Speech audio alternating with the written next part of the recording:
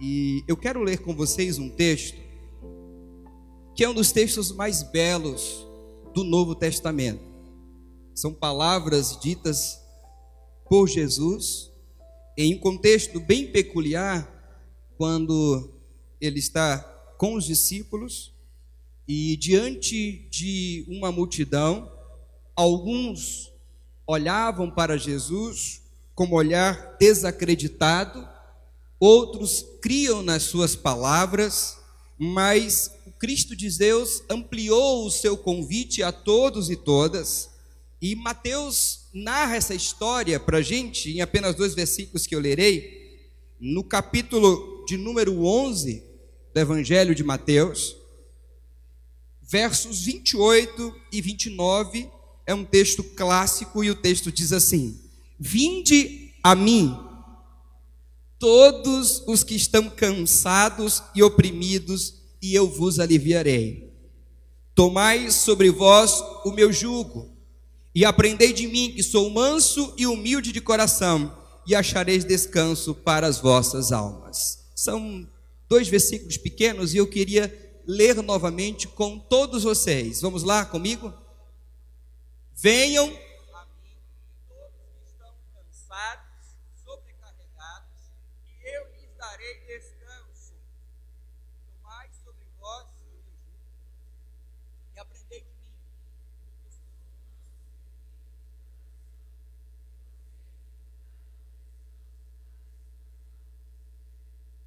Deus, obrigado, Senhor, porque o Senhor tem estado presente não só aqui, mas em nossas vidas, no nosso dia a dia.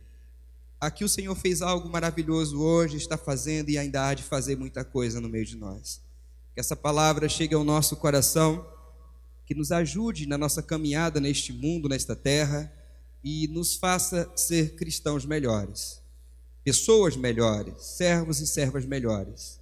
É a oração que fazemos confiantes em Ti, em nome de Jesus. Amém. O suicídio é uma questão complexa. Vários estudiosos acerca do tema, sociólogos, filósofos, psicólogos, teólogos, vários especialistas, eles em uníssono dizem que não há um único fator que leva o indivíduo a tirar a sua própria vida. Eles vão afirmar de que existem vários fatores, vários elementos, tornando o suicídio uma questão muito complexa. E já há alguns anos, órgãos competentes da área de saúde chegaram a entender que o suicídio é uma questão agora de saúde pública. Porque os dados nos deixam completamente estarrecidos. Cerca de 1 milhão de pessoas se suicidam no mundo. No Brasil, 12 mil pessoas se suicidam. O Brasil hoje é 8º no ranking de suicídio. Na América Latina, o Brasil hoje, na América Latina, é aquele que tem o maior índice de suicídio. E quando a gente olha para os dados que a gente tem, a gente encontra que a margem do Brasil de suicídio na América Latina é de 5,8, isso quer dizer que é acima da média mundial, que é de 4,4. E isso não é um assunto novo. Em 1897, portanto, século XIX, um sociólogo renomado, um grande expoente da sociologia, Emile Durkheim, ele vai dizer que esse problema do suicídio deve ser, ou deveria ser, olhado com muito critério, e ele vai apontar que com a modernidade, com o processo de revolução das guerras, que as instituições, família, sociedade e religião, deixaram de olhar para o indivíduo e trazer para eles um alívio para expressões sociais e ajudá-los no cotidiano, nas questões mais complexas da vida de cada uma delas. E isso é verdade. Lá no século V, O bispo de Hipona, chamado Santo Agostinho, ele já afirmava, ele já dizia que o suicídio era algo para ser olhado, pensado. No entanto, voltando um pouquinho lá atrás, como a gente chama, o Judas se suicidou, há um episódio que, se não olhar com um olhar criterioso, passa desapercebido, quando o Judas chega a trair Jesus por moedas de prata. Vai dizer que ele sente remorso naquilo, ele vai até o templo e ele joga as moedas lá no templo. E sabe o que as pessoas fazem com as moedas que o Judas jogou lá? Está no texto. Eles pegam aquele dinheiro, é um dinheiro que, segundo eles, não serve para muita coisa, porque foi dinheiro daquele que entregou o Cristo de Deus. Eles compram um campo, está lá no texto. Mas para que eles compram um campo? Eles compram um campo para fazer um cemitério, para sepultar os estrangeiros excluídos, inclusive os suicidas. E era assim que a igreja cristã, no primeiro século, tratava o suicídio. Um olhar de estigma. E se resumia a questão em afirmar e dizer: foi por inferno. Não pode sepultar aqui. Tem um campo especial só para sepultar quem suicidou. E aí, claro, ao longo da história, a igreja vai fechar a discussão e vai dizer: o suicida vai para o inferno, e não se discute, não se conversa. Estudos apontam que cerca de pelo menos 8 a 9 pessoas da família daquele que se suicidou passa por problemas muito sérios e que precisa de um acompanhamento. Mas não há histórico de um tratar sério, inclusive de comunidades evangélicas e religiosas, sobre o suicídio. Pelo contrário, hoje existe um pensamento triunfalista, onde afirma ao indivíduo que a depressão, que é a causa maior para o suicídio, dentre outras doenças que existem e causas possíveis que existem, a depressão é a principal, dizem os estudiosos sobre esse tema. A igreja chega a tratar esse assunto, dizer que aquele que tem depressão, a depressão é do diabo, e fecha-se a questão. Chegam também a dizer e a afirmar que aquele que tem depressão ou aquele que tem pensamento suicida é porque é fraco na fé. E claro, alguém que não está bem ouvir algo desse tipo vai ficar estimulado a caminhar na fé e vai deixar o pensamento suicida, não é verdade? Não, ele vai ficar mais para baixo ainda. Quando na verdade a gente lê um texto onde o Cristo de Deus está dizendo: vinde, venham a mim, todos que estão cansados, sobrecarregados, oprimidos, porque eu vos aliviarei. É o Cristo de Deus que está chamando. Nós precisamos sim tratar desse tema nos púlpitos de nossas igrejas. Nós precisamos sim falar sobre o suicídio. Nós precisamos sim gritar a todos os cantos e mostrar que atualmente a segunda maior causa de morte entre jovens de 15 e 29 anos é o suicídio. A gente precisa gritar a todos os 4 cantos e dizer que o suicídio acontece sim e está acontecendo. E estudiosos vão olhar para o tema e vão dizer que em 2020... que o índice de suicídio vai chegar a 50% maior. E sem contar que esses dados de suicídio contabilizados são ainda não reais, porque muitos cometem suicídio e não passam por esses dados que foram coletados. E sem contar, no mundo 1 milhão comete suicídio, mas 25 a 30 milhões estão aqueles que tentaram o suicídio, que não chegaram a realizar o suicídio tirando a sua vida, mas tentaram e conseguiram vencer o suicídio. Ou que já pensaram, ou que pensam todos os dias em tirar a sua própria vida.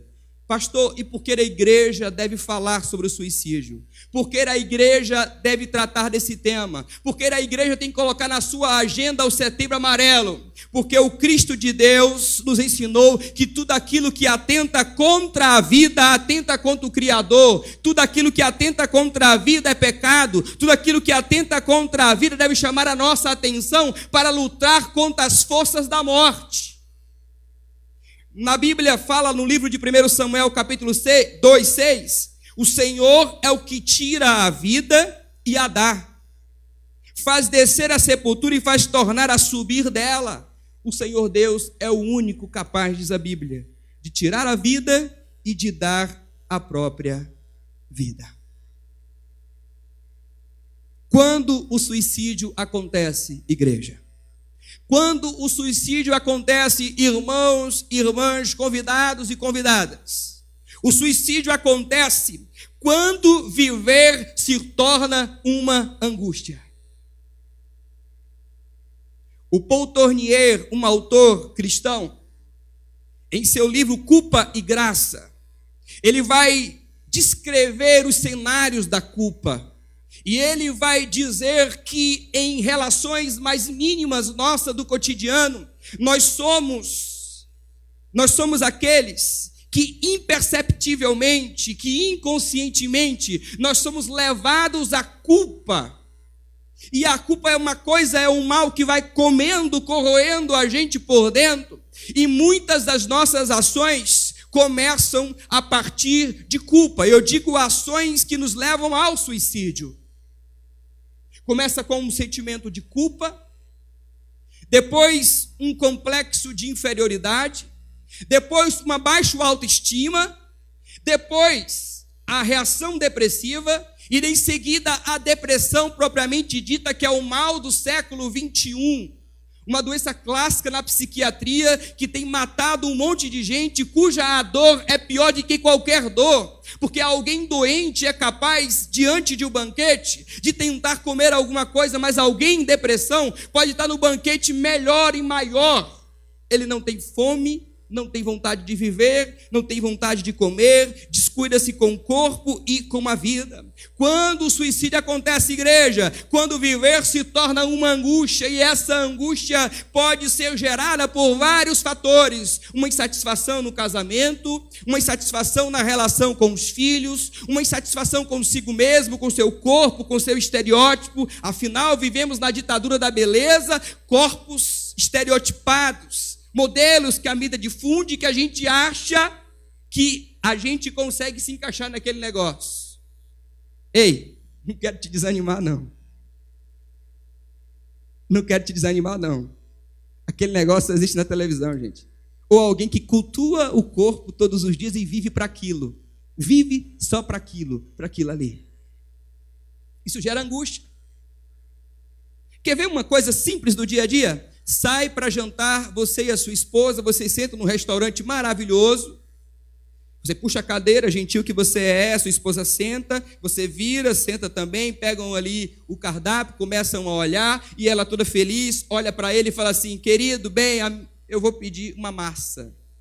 Ele olha para ela, por cima do cardápio, e fala assim: massa? Gerou angústia. Será que está me chamando de gorda? Será que tem algum problema comigo, com o meu corpo? Será que tem alguma coisa acontecendo comigo? O pobre coitado não tinha nada a ver, não pensou, nem passou pela cabeça dele. Ele só imaginou assim: dentre tantas opções, ela vai pedir logo massa. Só para você entender, coisas mínimas do dia a dia vai gerando angústia na gente, e vai ficando aquele negócio, e vai enraizando na gente. Quando o suicídio acontece, quando viver se torna uma angústia, quando a vida perde o seu sabor, quando a vida perde a sua cor, perde a sua beleza, quando a alegria vai fugindo cada vez mais da gente. Quando o suicídio acontece, quando a dor é insuportável. Eu não sei se você já teve a experiência de conversar com alguém que tentou o suicídio. E todas elas têm um argumento bem plausível, a partir da sua própria existência, da sua vida, do seu cotidiano, para dizer: eu não quero mais viver. E ela vai argumentar com você e vai dizer que a vida para ela não faz sentido algum. E há alguém que possa até dizer para você, justificar: na história grandes homens se suicidaram. Aí vai dizer: o Santos Dumont suicidou, o próprio Getúlio Vargas se suicidou. Vai nessa que você vai ver. A dor é intensa. As pessoas estão sofrendo. e estão sorrindo para disfarçar a sua dor. E quando você sabe que alguém tentou suicídio ou chegou ao realmente tirar a sua própria vida, você fica imaginando, mas eu conversei com ela ontem, ela conversou comigo, estava sorrindo, eu dei um abraço tão forte nela. E de fato ela está doente por dentro, porque a gente aprendeu a não olhar para o outro, tendo o outro como uma vida e como um ser. As nossas relações são estabelecidas a partir não do ser, mas do ter, o que ele tem, o que ele me oferece. A prova disso é parar um pouquinho e pensar que a nossa relação de amizades são sempre entre iguais, aqueles que se parecem com a gente, as mesmas preferências, o mesmo nível social, a mesma maneira de viver e ser, o mesmo contexto de vida. Nós não buscamos o outro, nós não olhamos o outro, nós não prestamos atenção no outro. Quando, na verdade, os evangelhos vão dizer que Jesus sempre olhou Jesus, viu Jesus, enxergou Jesus na multidão, olhando nos seus olhos, fazendo menção de que Jesus prestava atenção nas pessoas. Hoje, nós não prestamos atenção nas pessoas. E tem muita gente que está vivendo com uma dor insuportável. E esta dor tem destruído vidas cada vez mais. Aí você pode dizer, mas como pode um cristão sentir tanta dor e pensar em suicídio? Tem sim. E existem inclusive personagens da Bíblia que conversaram com Deus e descreveram o estado existencial. Por exemplo, Jó no capítulo 17, verso 1: o meu espírito se vai consumindo, os meus dias se vão se apagando, e só tenho perante mim a sepultura. Jó, o homem íntegro que o texto fala, que caminhou com Deus. Nós temos o salmista lá no Salmo 38, verso 6, dizendo: estou encurvado, estou abatido, ando lamentando todo o dia. Aí nós temos o próprio apóstolo Paulo, que por várias vezes relata como ele se sentia a respeito do próprio sofrimento. Ele dizia assim, que tenho grande tristeza e contínua dor no meu coração. Apóstolo Paulo, plantador de igreja, proclamador do evangelho. Jesus, o Filho de Deus, Mateus 28, 38, a minha alma está cheia de tristeza até a morte, ficai aqui e velai comigo. Não há como você passar pela existência, por este mundo, sem sentir a dor no seu peito. A questão é como você vai reagir a essa dor. E o próprio livro de Jó tem uma interrogação. A interrogação do livro de Jó é: por que o justo sofre? Aí no final vem o veredito: o justo sofre porque ele é humano. E ele sofre porque ele existe. Se ele não existir, ele não sofre, mas também não é justo. Para ser justo, ele sofre e ele passa por essa existência, resiste e termina a sua caminhada agarrado no Deus eterno, aquele que trouxe a vida para ele. Eu estou te dizendo isso porque existe uma teologia que é pregada hoje, que afirma que o cristão não pode adoecer, não pode viver com pouco dinheiro, tem que ser muito rico, tem que ter posses e muita coisa. Existe uma teologia chamada teologia da prosperidade, que diz que você é filho de Deus, que você não é cauda, que você tem que estar por cabeça, e vai te colocando uma paranoia na cabeça, como se você fosse invencível. Há um autor chamado Paul Brad, que é um médico e que atua junto com os leprosos, e ele descobriu que a lepra, a dor da lepra, era um auxílio para aqueles que eram leprosos, porque não sentiam mais o espaço, o lugar da dor. E ele desenvolveu um estudo, e ele dizia assim: abrace a sua dor, agarre a sua dor, abrace a sua dor, porque ela é sua, mas ela te faz mais forte, te faz vencer a vida, e te faz olhar o Criador, que te dá força para vencer. Olha que coisa linda. Enquanto a teologia da prosperidade diz para você: você não pode sofrer, deixa a sua dor, largue a sua dor. O próprio Cristo de Deus, a gente se identifica com o sofrimento do Cristo de Deus. É a cruz, é o sofrimento do Cristo, é a entrega do Cristo que a gente se identifica e busca uma salvação para a nossa vida, para a nossa caminhada com Ele aqui nessa terra. Porque, igreja, quando o suicídio acontece, quando viver se torna uma angústia, quando a dor é insuportável e quando perdemos a consciência de quem nós somos. Quem você é? Na sociedade que a gente está vivendo, no contexto que chamam de pós-modernidade, você é o que você tem, você é o que você possui, você é o que diz a seu respeito. E você faz qualquer coisa para manter isso que pensam sobre você. Foi assim que Satanás tentou Jesus.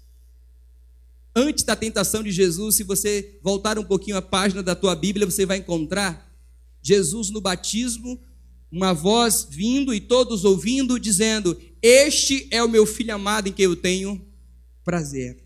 Aí em seguida os evangelhos narram a tentação de Jesus. E na tentação de Jesus está justamente a tentativa do inimigo de fazer com que Jesus esqueça quem ele é, a sua identidade. Aí ele chega e fala assim: se você é filho de Deus, transforme essas pedras em pães. Você está com fome, você estava orando, você estava jejuando. O que Satanás está fazendo? Ele está dizendo assim: você é o que você faz. Aí Jesus diz para ele o seguinte: não é desse jeito, eu sei quem eu sou o filho amado em que Deus tem prazer. Aí Satanás leva ele para um segundo momento, segundo round. E aí quando leva ele, coloca nesse embate, ele diz: olha, tá vendo isso aqui tudo aqui? Esse pessoal estão te olhando, se joga daqui, se joga desse negócio. O que ele está dizendo? Você é o que diz a seu respeito, todo mundo vai te curtir, você vai ter vários likes lá, todo mundo vai curtir você, vai ter hashtag Jesus pulou, vai ser um negócio fantástico, todo mundo, você vai estar em todos os jornais, vai ser show de bola. Jesus não pulou. Eu sei quem eu sou o filho amado em que Deus tem prazer, eu não sou o que dizem ao meu respeito. Aí depois Satanás leva ele para um lugar bem alto e mostra reinos e tudo, e fala assim: eu vou te dar isso tudo se você prostrado e me adorar, dizendo assim: você é o que você tem. Aí Jesus vence e fala assim: vai embora, porque ele sabe quem ele é o filho amado em que Deus tem prazer. Ele não é o que ele faz, ele não é o que diz a respeito dele, e ele não é o que ele tem, o que ele possui. Ele é filho amado de Deus. E é esta identidade que nós precisamos compreender. Quando eu compreendo que eu sou um filho amado, que você é uma filha amada de Deus, não importa a dor mais aguda, o sofrimento e a agonia mais profunda, não importa o que eu estou vivendo em minha vida, porque eu sei em quem eu tenho crido, e eu sei o Deus que me criou, o Deus que me fez, eu sei em que caminho eu estou, eu sei a identidade a quem eu pertenço, eu sei. Você está vivendo angustiado com uma dor, você está vivendo com uma angústia profunda, porque você quer atender a necessidade e corresponder ao que os outros dizem sobre você, ou porque você quer ter alguma coisa. Sabe por que a sociedade hoje, o mal do século 21 é a depressão, e o suicídio é uma consequência daqueles que têm a depressão em maioria dos casos? Porque a gente perdeu a consciência de quem nós somos. Queremos buscar uma identidade que não é nossa, a sociedade das personas, das máscaras, como diria o psicólogo Carl Jung.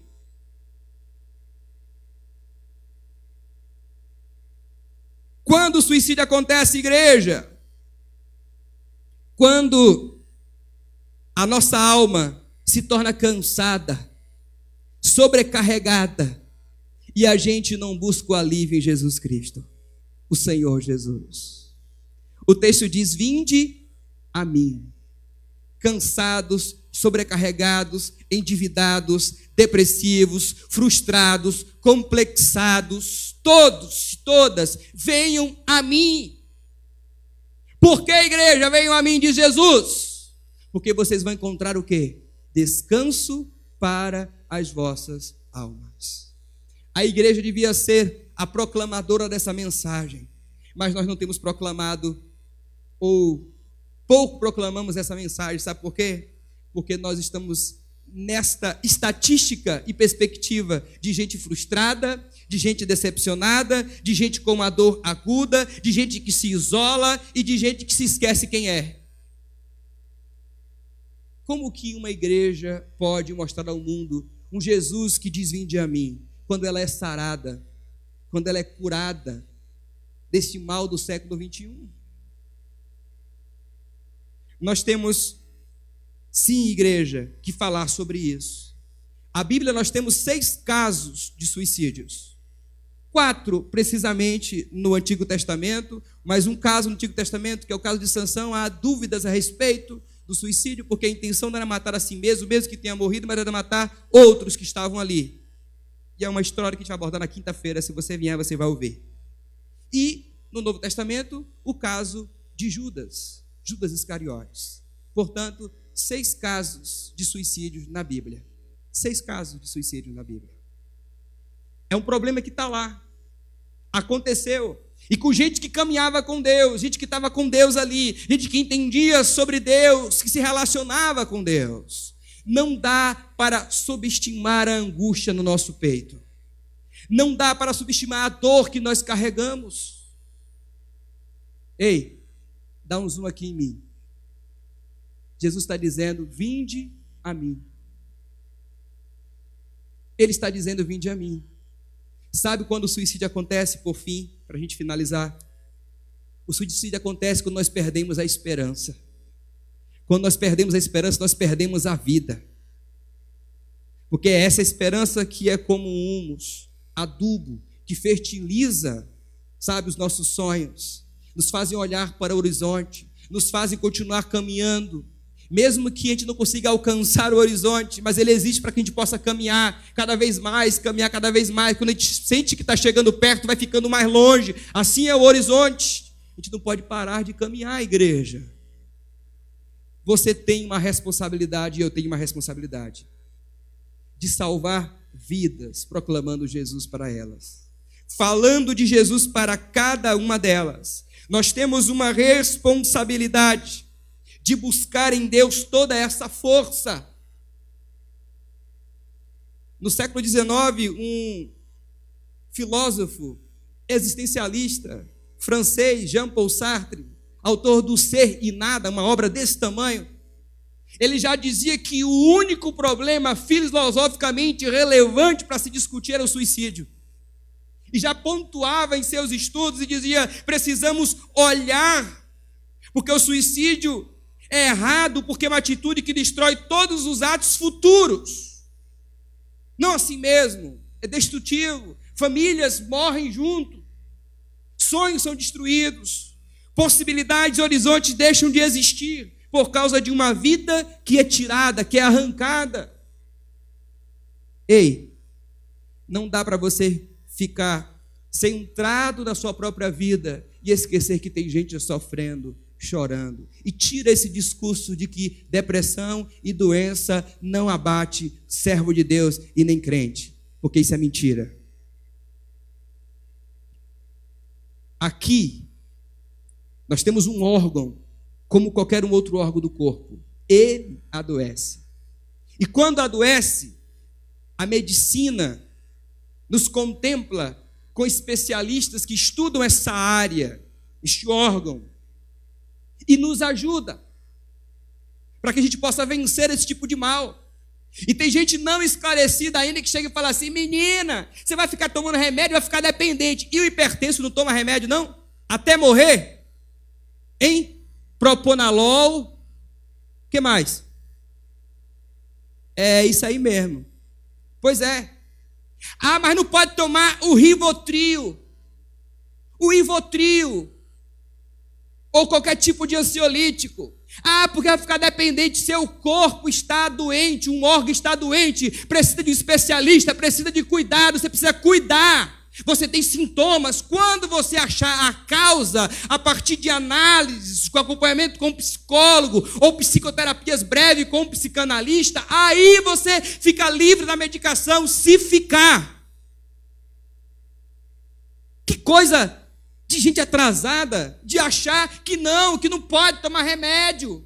Ah, porque fica dependente, então fica morrendo todo dia, porque não pode tomar remédio. Que coisa, gente. Nós precisamos sim acompanhar, orar, buscar especialista, dar o ombro amigo, ouvir, ter alguém para partilhar as nossas dores. Como eu disse, não podemos a gente minimizar as nossas amarguras e dores. Você nunca imaginou, e quem chegou ao suicídio nunca se imaginou nesse estágio. Ou quem está em depressão nunca calculou e botou na agenda, quando eu tiver 24 anos eu vou ter depressão. Não tem isso. Aparece, surge carga excessiva de trabalho, frustração na vida, problemas na relação da infância familiar, recalques, e vão ficando.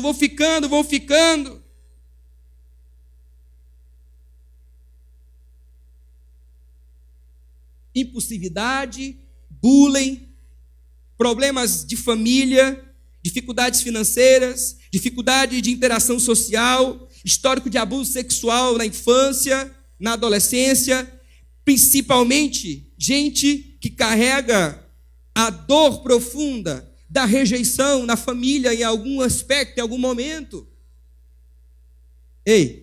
Segundo as estatísticas, você pode estar nela em 2020. 50% a mais. 1 milhão no mundo. Você pode estar nela ano que vem. Cuidado.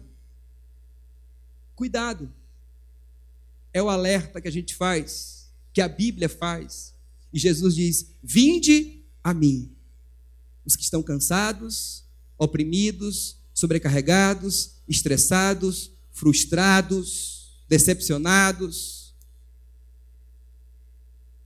Venham a mim, porque eu vos aliviarei.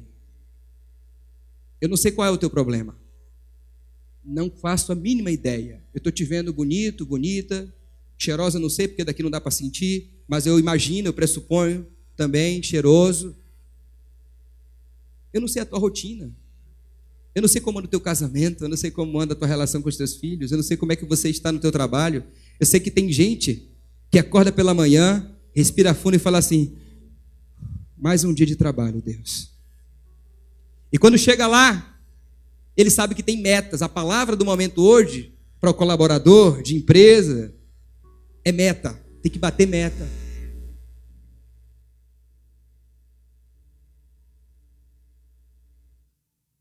E nessa coisa de meta, a vida vai se passando e vai fugindo de você. E vai perdendo a cor, a beleza e a alegria. Eu não conheço, mas Jesus conhecia os corações daqueles que estavam ali naquele momento. E ele disse: vinde a mim.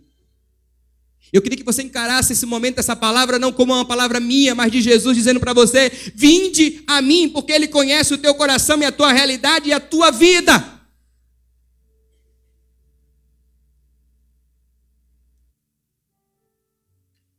Suicídio é coisa séria. Muito séria. Tem gente que não tentou o suicídio, mas tem hábito constante de se mutilar, cortar o seu corpo. Os especialistas dizem que isso é uma forma de aliviar a pressão, a tensão do dia. Outros dizem que também é para chamar a atenção. Mas há um tipo de problema ali. Há um problema para ser resolvido. Essa palavra é para você. Como é que você está? Como é que está a tua alma? Como é que está o teu coração? Como é que está a tua mente? Como é que está a tua mente, o teu coração? Te convido a olhar para Jesus nesta hora. E além de olhar para dentro de si, eu te convido a olhar para outros. Que assim como você pode carregar um problema muito forte, profundo também, que acha que não tem solução. A Bíblia nos ensina a chorar com os que choram. Tem muita gente derramando lágrimas à noite, chorando. E a gente não sabe. Aí você fala assim: mas eu não tenho bola de cristal, eu não consigo adivinhar. Mas vamos prestar mais atenção nas pessoas. Inclusive gente perto da gente. Perto de nós. Gente que precisa ser sentida com gente, valorizada como gente. A igreja do Senhor Jesus nessa terra está aqui para lutar contra tudo aquilo que atenta contra a vida.